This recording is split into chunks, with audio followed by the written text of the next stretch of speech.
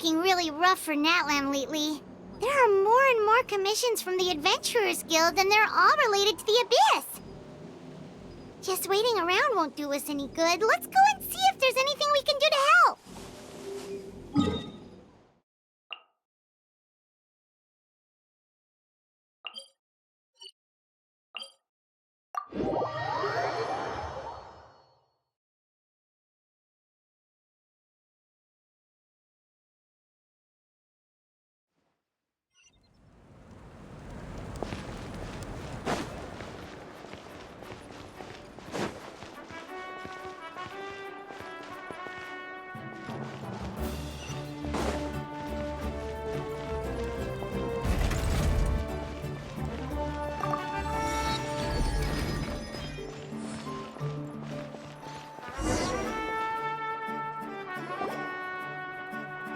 I see. Thank you so much. The Adventurers Guild has been overwhelmed these days. No worries at all. We've always valued the strength of adventurers. Given the current situation, it's vital that we all work together. Since we're facing the same enemies, I'll send you the intel we've collected on the Abyss so far. Then we can take a look at how to coordinate our efforts. All right. Thank you so much. Hi, Catherine. It's us. Got any new commissions? You two have come just in time. I've got some good news. The Pyro Archon has finished assembling her forces and stationed them all across Natlan. Given how the Abyss has ramped up its activities lately, we can no longer afford to act only after receiving news of an invasion. So the Pyro Archon suggested that the Scions of the Canopy and the Adventurers Guild focus on collecting and disseminating intel. That way, we can stay informed of everything that's happening across the land. Once we receive word of enemy activity, we can notify the nearest camp and the stationed forces can take immediate action. Yes, precisely. This should also allow us to focus on gathering information, rather than running around and trying to tackle everything at once. So please also take a chance to relax, you two. You've been working hard these days, and this will be a good opportunity for some well-deserved rest. So that's the plan. Whew, we can finally stop and take a break. Paimon knows that. It's not like Paimon just wanted to lay here and do nothing. The movements of the Abyss are always unpredictable. There have also been times when it suddenly became more active in the past. The people here generally see it as something like an acute natural disaster. Once the disaster is over, everyone will return to their normal lives. We just all hope that day will be sooner rather than later. Oh, right. Most people have no idea just how bad the situation has gotten in the Night Kingdom. Oh, hey, Kachina! Are you feeling better now?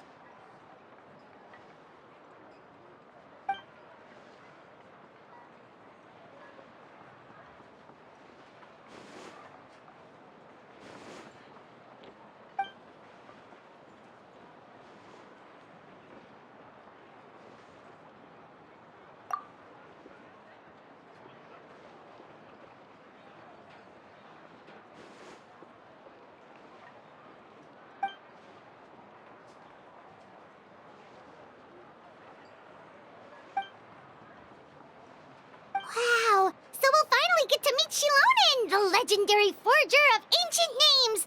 Paimon still can't believe anyone could forge those things.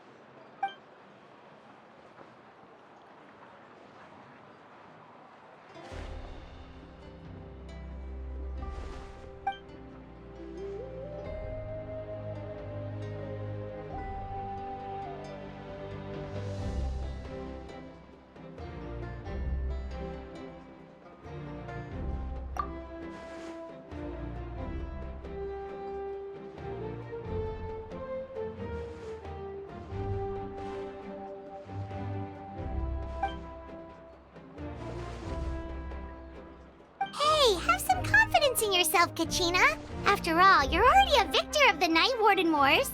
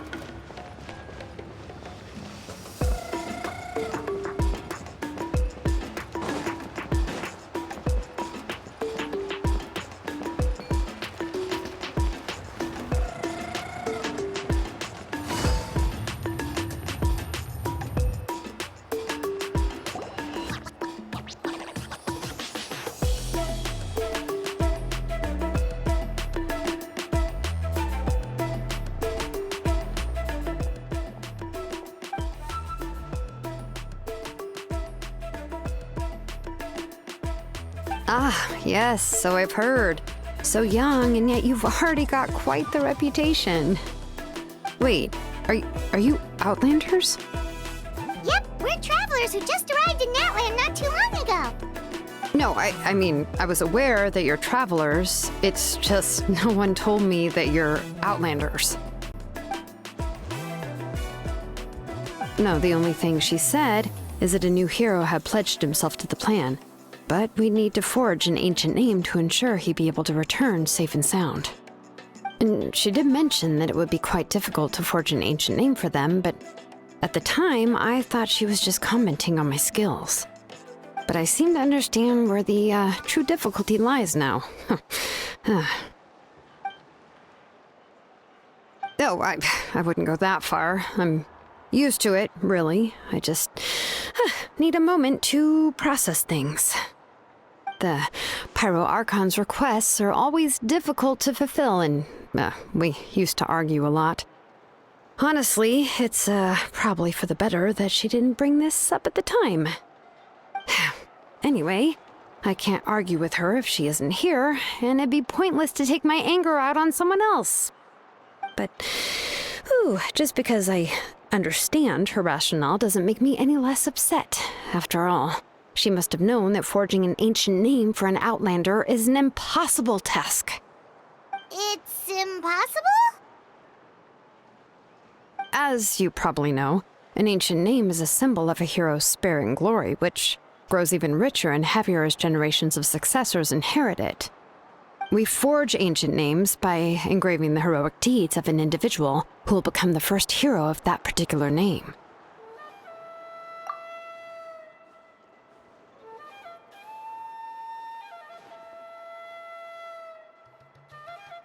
But they were all performed outside of Natlan, correct? Yeah, that's right. Then those deeds haven't been recorded by the Night Kingdom. To take it one step further, even if you had performed heroic deeds in Natlan, as an Outlander, your actions still wouldn't have been recorded by our lands. Only memories and experiences that have been acknowledged by the Wyab can be used as a basis for an ancient name. Even the greatest of craftsmen cannot create something out of thin air, you know. That's just how it is. Seems the Wyab don't want just anyone to get a name, huh? Mawika, of all people, should know better than anyone, yet she's still entrusted the task of forging the ancient name to me. Oh, Paimon gets it. Nobody's happy being asked to do the impossible.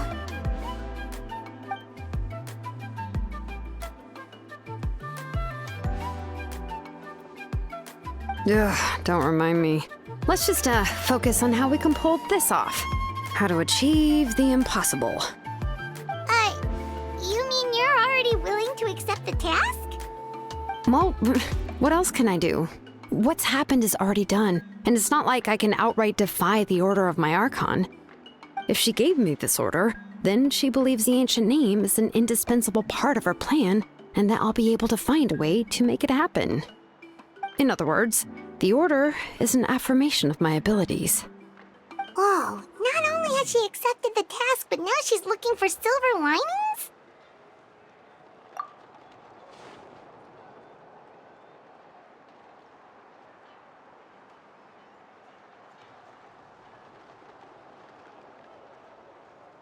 The key is getting the Wyab to somehow acknowledge the traveler's existence and record his heroic deeds. We heard the voice of a Wyab when we were in the Night Kingdom before. We even had a whole conversation with her. If we can talk to her again, maybe we can figure something out together. Well, every tribe has their own Wyab.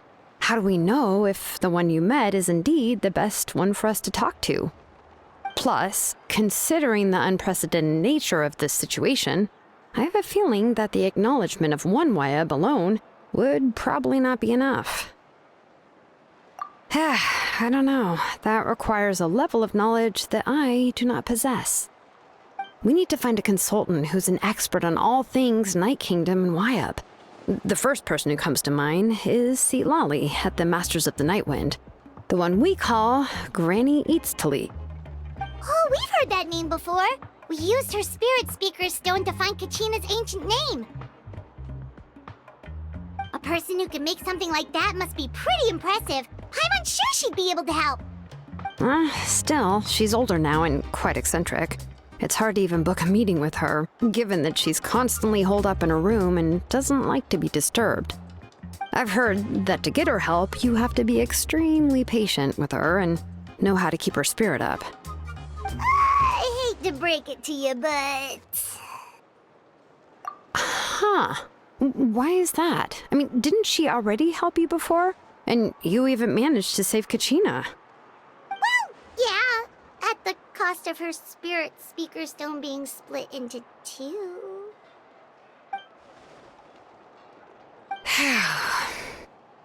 Great going, Moeka. We're already off to a rocky start here. In that case, I guess your only option is to try to emphasize that this is an important order from the Pyro Archon. Hopefully, Seatlali would still want to show respect to the Archon. I'll also write you a letter on your behalf. If you can find someone to deliver it and mention some good things about you, then that should help too.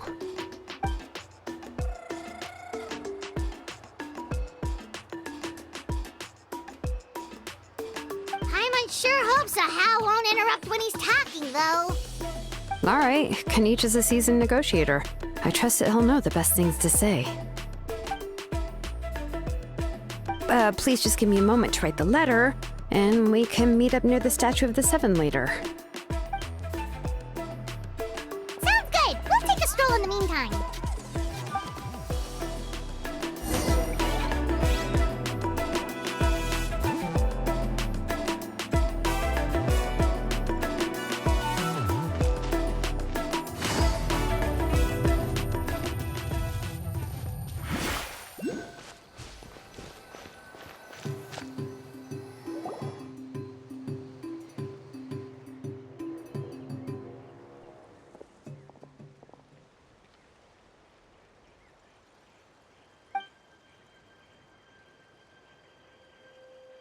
I'm sorry to put this on you, Kanich. It's just that you're probably the only person who knows how to deal with her.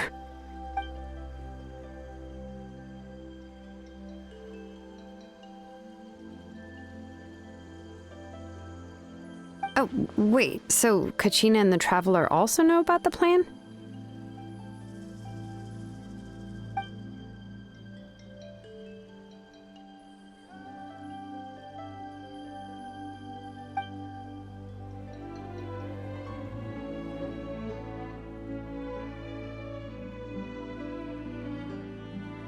Right. She mentioned there are 6 heroes and that Shilonen is one of 4 that have already been acknowledged. Oh, well, then I suppose there's no need to keep any secrets between us. Having companions walk by your side is perhaps the best solace when facing such a bleak reality.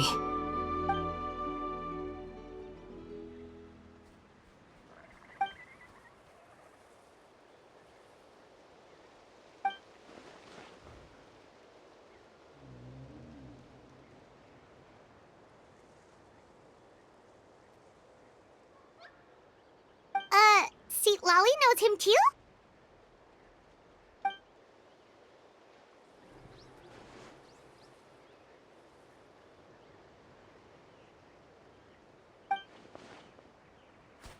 Given how the Masters of the Nightwind love to babble about dreams and revelations, they're already a pretty strange bunch to most.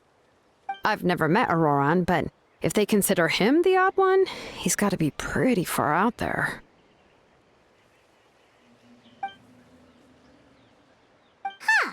Makes sense. But Paimon wonders how Seatlali could be the first one to notice Auroran's disappearance if she spends the whole day in her room.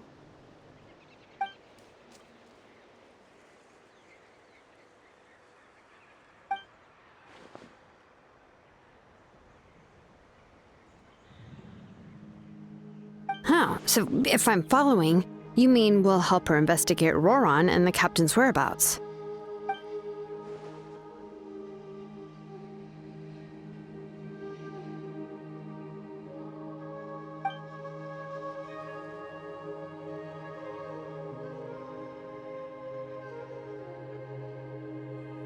Yeah!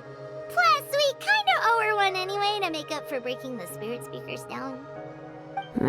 This is a pretty well thought out plan, as expected of Molly Poke Niche. Then, yeah, I'll leave my letter to you. Let's hope Seat Lolly can meet at the stadium in 2 days.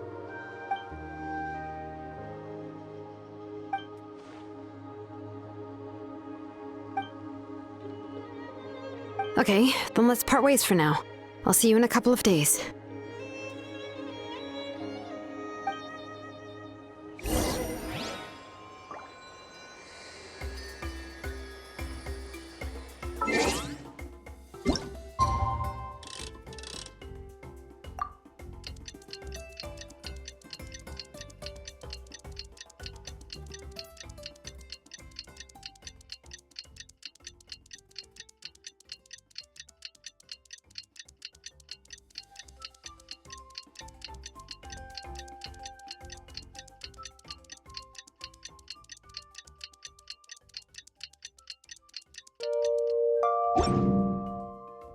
I got a new letter from... Oh, it's time to meet up with Shilonen. Let's ask her how things have been going.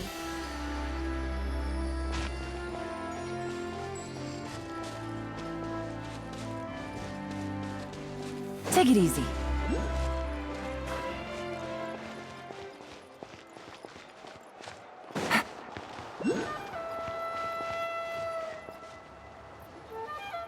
Shilonen, how's everything going? Oh, hi, Traveler and Paimon. I have, bad news. Seat Lolly did not reply to our request, although I suppose I'm not too surprised. Huh? You mean she didn't even bother to give Kenichi a response? Guess she really does have quite the ego then. Yeah, well, she can be also quite eccentric, though she's one of the most gifted people around. Even the Masters of the Nightwind often struggle to work with her. My guess is that she probably has other reasons for not deigning us with a response. But let's go to the stadium and see if we can meet her there. If we do get a chance to talk to her in person, we can still try to work something out. That's true. Let's go!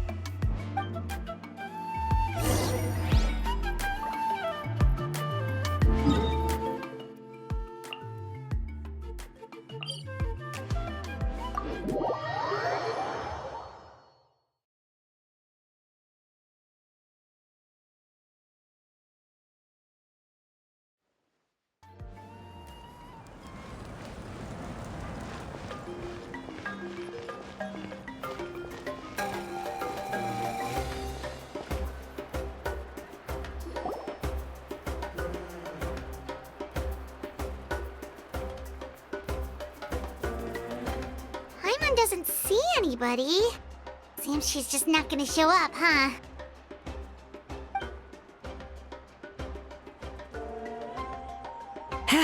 Well, we tried to be as considerate as we could, but she's under no obligation to help. That might be true, but this is still a request from the Pyro Archon, right? Shouldn't a subject always answer the call of their Archon? A subject? Well, if you ask me, I'd say we're all more like friends with the Archon. Yes, Mawika is our leader, but that doesn't mean there's any kind of tall barrier between us and her. The only thing is that she often has very high expectations of us. Huh. So even though she's super powerful, it sounds like she's actually pretty down to earth and easy to get along with. Unlike that old hag Granny Eatstily, right? Does she think she can ignore us just because she's famous?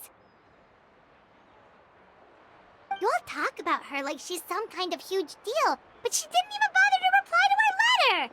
Seriously, if she didn't want to come, she could at least let us know. If that's what aging does to you, Paimon never wants to get old. Oh, really? So, that's how you see me? Huh? Who's there? Who's talking next to Paimon? Oh, don't mind me. I'm just a disgruntled old hag, right? Come on, relax. I'm sure my bark's worse than my bite. Huh? Seat Lolly. Wait, you're Seat Lolly? You're Granny Eatstily? Yes, Granny Eatsley. But emphasis on Eatsley, not Granny. Ah, you must know this trope from light novels, surely. They use it all the time. The young man who's actually the oldest person in the room. The girl next door who turns out to be a seasoned veteran. The wise sage who looks like a little kid. Oh, wipe that look off your face! You've seriously never seen an older lady that doesn't look her age? Okay, well, don't go thinking it's a trick either. See? I'm barely wearing any makeup. Did I forget to mention, she's called Granny, but she's actually pretty young. It was an honest mistake. I guess we've just gotten used to it. I'm sorry. So, how old are you actually? What? How dare you? Don't you know it's rude to ask a lady her age? Paimon really didn't mean to offend you, it's just that your case seems really unique. Oh, Paimon just wanted to apologize, but now she's putting more and more of her foot in her mouth. Really, Paimon just got a little mad since we thought, well, you were gonna leave us out to dry. It was my idea to invite you here, Seat Lolly. So if you're upset, you can just take it out on me. All right. I was only joking. I didn't mean to chastise anyone. There's really no need to take all this so seriously. If anything, I'm gonna feel awkward if we keep this going. I received Kenichi's letter and was planning to attend this meeting. Since I had already decided to come, I figured there was no need to draft a reply that simply said, "Understood." Besides, just showing up is the most important part, no? But, of course, it's also natural for people to get held up by one thing or another as they're trying to leave the house. It certainly was a bit awkward to see that everyone else had arrived before me. At first, I was thinking of quietly sneaking over, but since you were already here waiting for me, I started to think about how I should phrase my apology. Only to hear you all talking smack about me. Anyway, that's the whole story. Honestly, it's not like I owed you an explanation anyway.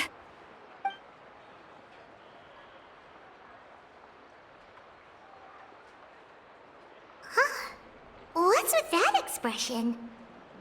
Was she feeling embarrassed just now?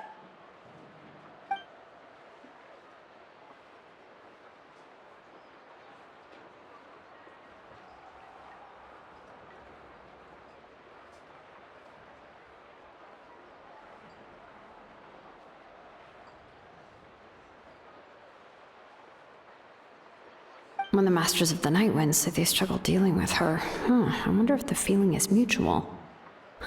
She seems to be pretty awkward herself. Everything she does and says seems a little forced.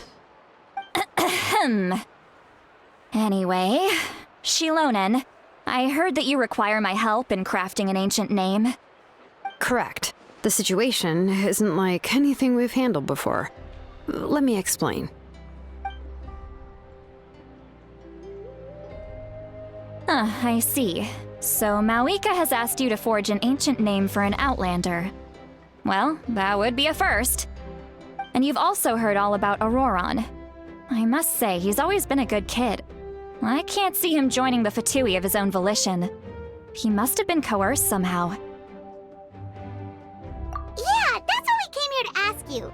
We'll help bring Auroron back if you help us solve the problems of forging the ancient name. What do you think? I suppose I'll just call you Traveler for now. Traveler, come here. Let me take a good look at you.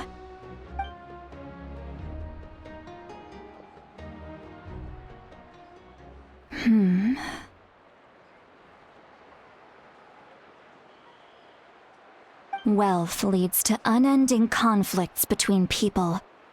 Yet you alone transcend the value of gold. Baleful thunder and wrathful waves bring terror to mortal hearts. Yet again and again, you've braved them to find new worlds. O weary yet free soul, even the most verdant leaf in the forest will pray for your happiness and safe passage.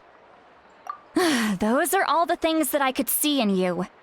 You've experienced far more than even most mortals could dream of. You possess the heart of a sincere hero, along with the conviction to lift a torch above your head and walk headlong into the night. Huh? Don't move. There's something here. Huh?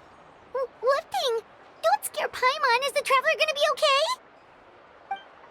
Ah, shoo! Ah, that should do it. You've just returned from the Night Kingdom, so some fragments of souls were still stuck to your body.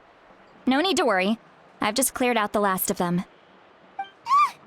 Isn't that kinda like having part of a ghost come back with you?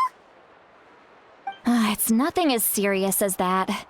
If left unattended, the most it could do is stir up some chaos in your mind, and generally worsen your mood.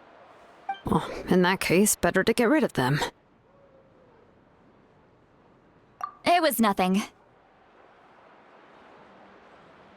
Shilonen, let's follow your proposal. Once you've brought Auroran back, I'll take you to see the Lord of the Night. The Lord of the Night? But don't we need to talk to the Wyab of the tribes? Something this important is beyond their jurisdiction. Only the Lord of the Night can decide whether we can grant an ancient name to one who does not hail from our lands. The Lord of the Night is an ancient entity that rules over the entire Night Kingdom, constantly borrowing the power of the sacred flame to combat corrosion from the abyss. Oh, so you're basically saying it's even more powerful than the Wyab of the tribes. Well, that sort of makes sense, being the lord of the entire Night Kingdom and all. Not exactly. It's not so much that one's more powerful than the other. But never mind. That's not important. It would take too much time to explain. Just listen carefully to what I'm about to tell you. The Lord of the Night is currently in a deep slumber, and we can only communicate with its consciousness while in a trance. In other words, in a dream. But I will need to prepare a few more things if we are to hold a ceremony to achieve the state of the trance. I'll make a list. Can any of you get everything for me? I can go. It'll probably be a long list, so better leave it to someone who knows all the local vendors. Sounds good. Then we'll go with St. Lolly to track down Auroran. Phew, the Fatui are nothing to scoff at, so please, be careful during your investigation. If you need any help, just come find me. Yep, we'll be sure to play it safe.